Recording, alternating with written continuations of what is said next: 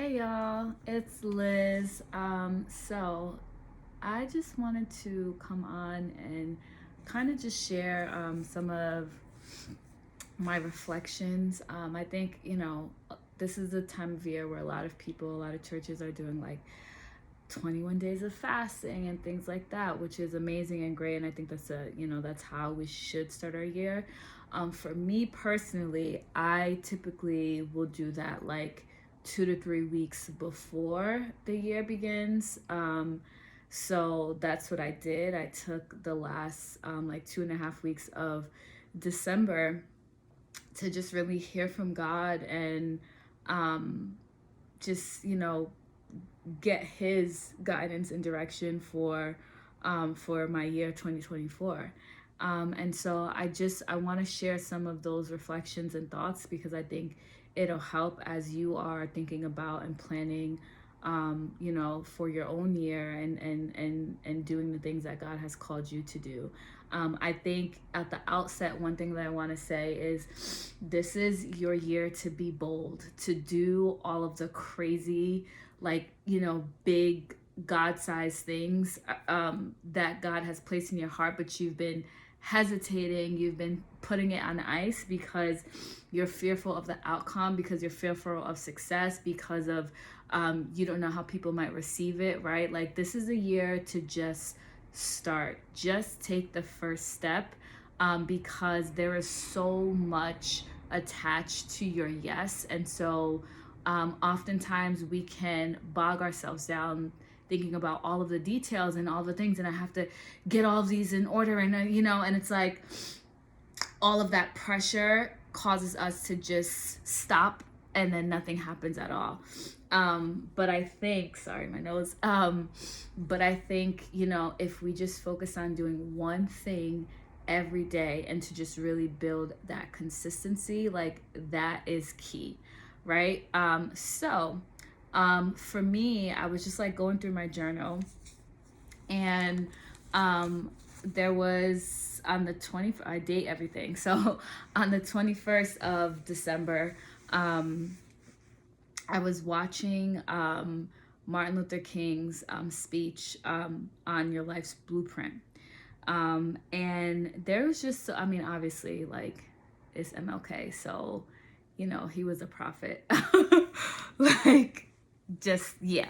But yeah, I mean, he had so much wisdom, obviously. And so it's not the first time that I've watched it, but there's a reason why God took me back to that. And so I was just reflecting on, like, what is my life's blueprint? And so I think this is a question that we all should be kind of like marinating on. Like, what is your life's blueprint, right? So some of the key things from this speech, if you haven't watched it, I definitely highly suggest you go do that.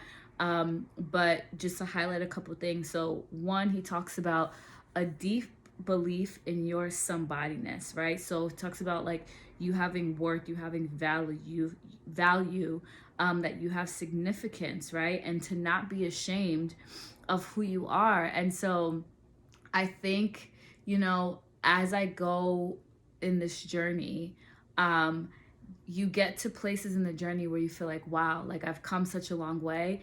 And then, but we forget that, like, the point is that we continue to grow and go further and to go higher and to go deeper. And so looking at myself now versus even a year ago, I'm like, wow, like, look at what God has done.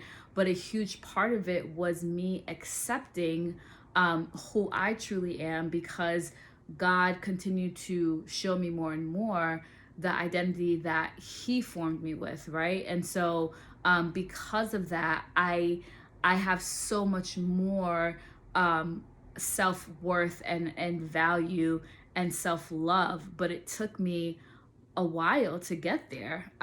If you go back and watch from our Pink Couch series, when we did or the Pink Couch sessions, I think one of the first installments on self-love and finding your tribe, like, I've talked about this, how I just was someone who grew up being so, like, self-conscious, and I just thought like the worst of myself. I was my own worst enemy, and I would allow the like my stream of consciousness was just negativity over and over and over again. How ugly I was, how fat I was, how, like how no one liked me, how, no one really like cared about me, how I was like basically invisible, how even though I had a family, like they didn't even really like me either. Like everyone just wishes I was gone. Like it'd be better if I wasn't around.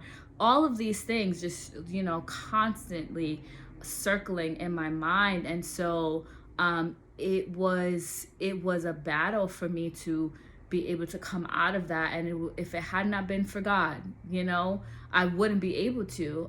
But He really helped guide me and deliver me from from that lack of self-worth. And so yeah, there is a power, I think, that you receive when you really start to understand who you are, right? And so when you recognize like the power in your identity and who God has created you to be, you have a whole new it's like a newfound sense of just like, I don't know, of life. Like you live life with more intention, and everything just feels more purposeful because you know who you are, right? But you have to embrace all of yourself, and you have to be willing to go on a journey where you allow yourself to explore the parts of yourself, right? Because we have dark parts and we have light, right? But we have to explore both. We have to know both in order to really grow as people, right? So really start the year, I would say, thinking about like, who are you? What makes you come alive? What ignites you inside? Because those are the things that are pointing you towards, if you're not clear on it, those are the things that are pointing you towards your purpose. And you'll start to see that everything about you in terms of your identity is like uniquely connected to that, right? But we have to allow ourselves to go on the journey in order to make those connections. Okay. The second thing that stood out to me was he started to talk about this determination to achieve excellence, right? In whatever your field or whatever your endeavor is, right? So, and thinking about purpose, I know there's, like I said, God has told me about my specific like purpose in this world. And, in my execution of that, I don't want to do anything mediocre. Like mediocrity is the devil. Nothing about God is mediocre. So why would I dare? Why would I have the audacity, right, to do anything that is not to the level of excellence that matches our God, right? And so that's how we have to approach everything that you do with excellence, right? And so again, going back to this concept of like, don't put too much pressure on yourself. It's about doing little things over time, right? Because you're building habits, and that is what's going to give you longevity. So don't despise small beginnings, that's what it tells us in scripture. So even in the small things, like, do them with excellence. Even when no one is watching, do it with excellence. Those interactions that you think no one really will hear about or whatever, do everything with excellence, because it is all helping to build you up, and build up whatever God has placed in your hands, right? So we want to make sure that we're stewarding that well. So do everything with excellence in spite of challenges, right?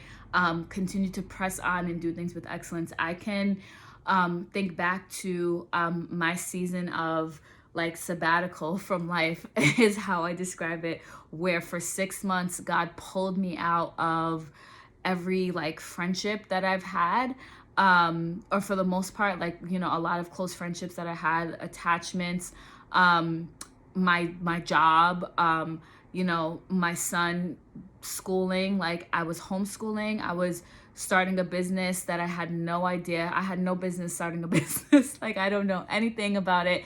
No one in my family is in the entrepreneurial space. So it was all me and God. And also, with that, like, I didn't have a steady like income. And so God carried me through every single month. I never had one bill not paid. I always was able to have groceries.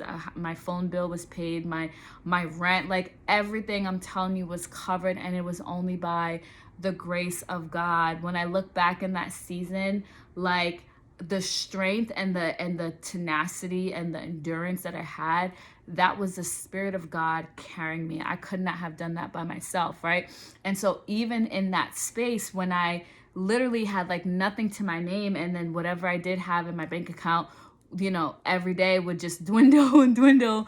And then even like being in the red, like being in the negative, like, but everything that God told me to do, I would do with excellence. I took my time and care and attention to do it, because like, one, that's part of like worship, and anything that God gives us, like, it is our duty, right, to approach it with that mentality of like, it's almost like a baby. Like, I have to care for this thing like tenderly. I have to safeguard it. I have to give it, like, water it in the way that I'm supposed to, nourish it in the way that I'm supposed to, right? Because if you don't take care of it, it dies, it dwindles, it disintegrates, it starts to disassemble. And it's like, that's not why he gave it to us. So with everything that you are given, do it to the best of your ability, even if you don't have all the information, even if you don't have all the finances and funding, even if you don't have the people, even if you don't have the team. It doesn't matter. God wouldn't give it to you if you couldn't do it. Everything that you need is already inside you. And I would say that, but I walked through a season where I learned that for myself. Like, I know we need people, and God uses people, and I don't disagree with that. However, also, and also, like, there is a point in time where God will help you to understand that you actually don't need anyone else but him, right? You have to get to a point where, like, you have put all of your faith, hope, and trust in him, so that you don't look to man, so that you don't depend on man, right?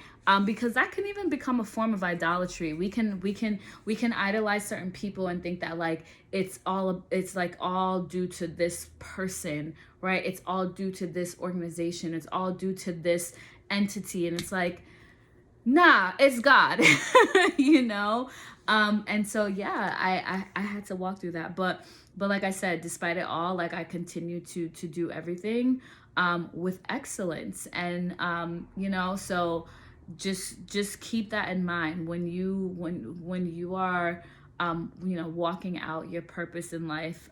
Be determined to achieve excellence in whatever field or whatever endeavor that you are working on. Okay. And then he touched on this commitment to the eternal principles of beauty, love, and justice. And I just love that because, obviously he's a Black man. This was during the civil rights era where, African Americans were largely subjugated and treated as second-class citizens. And, there was a lot of discrimination and just prejudice and blatant racism, and inequality, right? And not to say that everything is perfect now, because that's another story for another day. But it was much worse back then. So in that part of the video, like, just like calling us to embrace our full selves. And I think I'm not being divisive, but specifically for like people of color and Black people, and Black women, black woman, come here. You're beautiful. You're beautiful. The world has lied to us for centuries, but we are so beautiful. We are so amazing. We are phenomenal women, and I think all women are phenomenal. But I just want to highlight my sisters because we have been like the world has tried to break us down for so long, but I'm so happy to be alive and at a time where there's an embracing of our culture and our skin color and our hair and our creativity and our uniqueness and all of that. Like, our ancestors weren't given that luxury. So yeah, it's a beautiful thing to just embrace all of who you are, and see the beauty in all of who you are, because the truth is that God made you perfect, right? And so you are fearfully and wonderfully made. He didn't make any mistakes when he made you. And so we do ourselves a disservice, and we question God when we start to think that there are parts of us that are like ugly or whatever, because it may not fit the standards of society. That's not that it wasn't You weren't designed to fit in a box. You were designed to be you. You were designed to be different. You were designed to stand out. You were designed to shine, right? So he really like inspires the listeners, the audience, to embrace all of who they are in terms of their beauty, their unique beauty, specifically as Black people, right? Like with your kinky hair, with more broad noses, and all of the different things. I don't want to. I know Black people are not a monolith, so I don't want to just focus on one thing, but just in all of the differences and all of the wide range of how we look, but to just embrace it, right? Embrace all of who you are, embrace that beauty. And then love, right? Embracing love, not allowing others to pull you down, and losing your self-respect. Like, I'm such a huge supporter of like the thought that energy is expensive. Sis, energy is expensive. So if it's not worth it, I will not spend a penny of energy on things that are not worth my time. Okay? And that's part of you respecting yourself. You respect yourself enough to know that, like, I don't even have to give a thought to that. I'm not going to pay that any mind, because this is my goal, this is my target, this is my focus. So I'm going to keep my eyes fixed on that, right? Because you know who you are, and you're confident, and you can stand in that, right? It's also not letting other people have power over you. Like, if we allow people to have a say, in our emotions, like, if you can make me lash out because of something you did, like, that means you have power over me. And I'm at a place in my life where, like, that's not, maybe 4 years ago, Liz, or 5 years, 6, 7, whatever down the line, but this girl you see right here, no sir. It's not worth it. It's not worth it. Keeping your peace is gonna save you so much time, energy, and just to keep your sanity. Right? So just, approaching things with love and understanding that you're not going to agree with everyone, and that's okay. And especially when God is leading you, towards your purpose and your destiny and your calling. A lot of times what you see in life is that people will start to question because they don't know what God said to you. So it might be like, for them, it might seem like, what are you doing with your life? Or, whatever the criticisms may be. But you just have to understand that, like, God is the only one that matters. You need to do what he said, because his word is sovereign and his word is final, right? So if the people want to talk, let them talk. That doesn't mean they're bad people. That doesn't mean you wish ill upon them. It doesn't mean you have to be at odds with them. You just understand that they weren't there when God spoke to you, and that's okay. We just have to accept that. We have to understand that, so that we don't allow it to rile up our emotions, right? Or cause us to get distracted or to do something out of character, right? So yeah. And then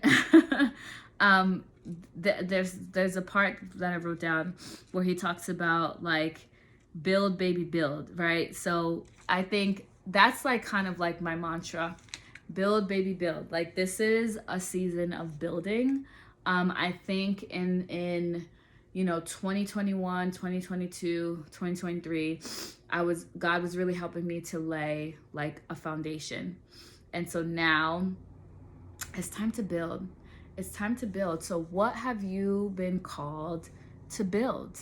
Like take some time, think about that, journal about that. If you're fasting, add that to your prayer points. Really ask God, seek answers on what have you been called to build? Because we've all been called to build something. We've all been called to do something. Everyone was born with a specific purpose. You were born with specific gifts and talents and abilities, and there was no one else in the world like you. There's no one else in the world that can do the things the way that you do them, because God created you special. He created you unique, right? And so you have to tap into your unique power. What is your special brand of, whatever it is that God has given you? And really live that out fully. But you have to know, you have to seek God, because if he's not the foundation, whatever is built will crumble. It might be successful for a time, but hear me, it's gonna eventually crumble. It's gonna fall, right? Because he has to be the foundation. I think of that scripture when it says like, the one who built their house upon the sand, when the storm came, it blew away. But they that built their house upon the rock, the storm comes and the winds can rage and all this stuff, but the house is going to remain strong because it has a solid foundation, right? So seek God and ask him, what have you been called to build? And really like spend some time in silence and stillness and prayer and fasting and just so that you're in a posture to be able to receive from God. And once he tells you, build, baby, build. And don't worry about the criticism. Don't worry about, people talking. Don't worry about feeling embarrassed or, whatever emotions might come on, because it's all part of the process. And that's all really just in our minds. And we have to like push past that so that we can actually accomplish the things that God is calling us to do, because it is our time. It is our time and it is our turn. And so I believe that for me, and I believe that for you. And I am so expectant, and I'm so hopeful, and I'm so encouraged by just like, I don't know, I just can feel it in the atmosphere that things are moving. God is on the move, y'all. God is on the move, and amazing things are about to happen, but you have to do your part. God is not going to force you. The Holy Spirit is not going to force you. He's a gentleman, so you have to meet him. You have to take the step. You have to do the things. You have to step out on faith. You have to get a little bit uncomfortable. You have to get out of your comfort zone. You have to do the things that might be inconvenient to your normal, regular schedule, but like, that is how breakthrough happens. That is how miracles happen. We have to put ourselves in a place where we depend on nothing but God, where we are doing everything according to his will. All right. So, again, seek God, ask him, what have you been called to build as you think about, your life specific blueprint. And I pray that, you receive those answers with expediency. And I can't wait to hear and to see all the ways that God is going to use you in this season, because this is our year to shine. Arise and shine, for your light has come. And I'm so happy to be part of this journey with you. All right. So if you haven't already, definitely check out deborahcircle.info, check out our blog, check out the Scarlet Cord podcast. And, we have some new things in the works that we're cooking up for this year. So just make sure you subscribe, like, share, all the things, because Deborah Circle, we are building. We're building, and it's going to be amazing. So God bless you all, and I'll catch you on the next video. Peace.